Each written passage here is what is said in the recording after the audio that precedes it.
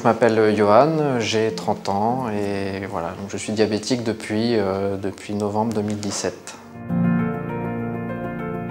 Aujourd'hui, je suis en reconversion, mais avant, j'étais sous-officier de gendarmerie, donc motocycliste. Mon père est gendarme, j'ai grandi dans le milieu gendarmerie depuis ma naissance. Ce métier-là était une évidence pour moi.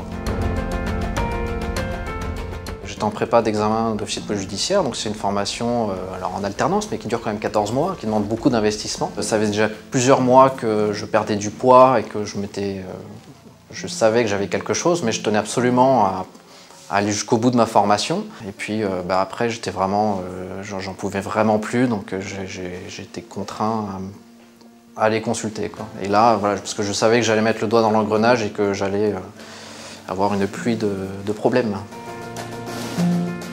Suite au diagnostic qui a été posé en novembre 2017, le médecin de l'antenne médicale du département m'a retiré le port de l'arme, m'a retiré mon permis militaire et m'interdisait de sortir de la caserne pendant les heures de service. Du coup, ma hiérarchie, quand bien même ils étaient très satisfaits de moi et puis ils n'avaient pas forcément l'intention de se séparer de moi, mais ils ne pouvaient pas faire grand-chose d'un gendarme sans armes, sans pouvoir sortir et sans pouvoir conduire. Donc étant donné que c'est les missions inhérentes aux gendarmes, sans ça, on ne peut plus vraiment exécuter ces missions. Personnellement, on le vit comme un affront et une humiliation d'être considéré comme non opérationnel, alors que après mon hospitalisation, je me sentais beaucoup mieux. Mais pour autant, j'étais officiellement diabétique et du coup, dans l'incapacité, du point de vue médical, d'accomplir mes missions.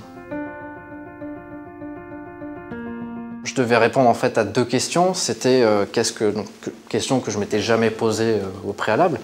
C'est quel métier te plairait, alors, autre que la gendarmerie, et dans les métiers qui te plaisent, dans lesquels tu serais bon, parce que bon, il faut répondre à ces deux questions à mon sens. Et je me souviens, le 22 septembre, sur LinkedIn, il y a quelqu'un qui consulte mon profil. Je vais du coup consulter le sien et je vois qu'il est inspecteur du recouvrement spécialisé dans le travail dissimulé à l'URSSAF et un ancien sous-officier de gendarmerie. Donc j'ai pris contact avec lui et il m'a dit il te reste 6 jours pour envoyer ton CV et une lettre de motivation à l'URSSAF qui t'intéresse en fonction des postes disponibles.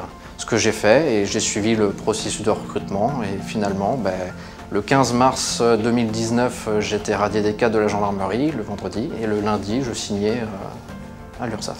Je vais être amené à faire des contrôles de société de manière inopinée, de chantier. Je vais rédiger des procédures pénales, je vais faire des auditions, travail d'enquête, présenter ces procédures au procureur de la République. Demain, je vais faire le métier que j'exerçais au préalable en gendarmerie. Donc il y a certainement, c'est même sûr, un entre-deux entre la réforme ou le pleinement opérationnel.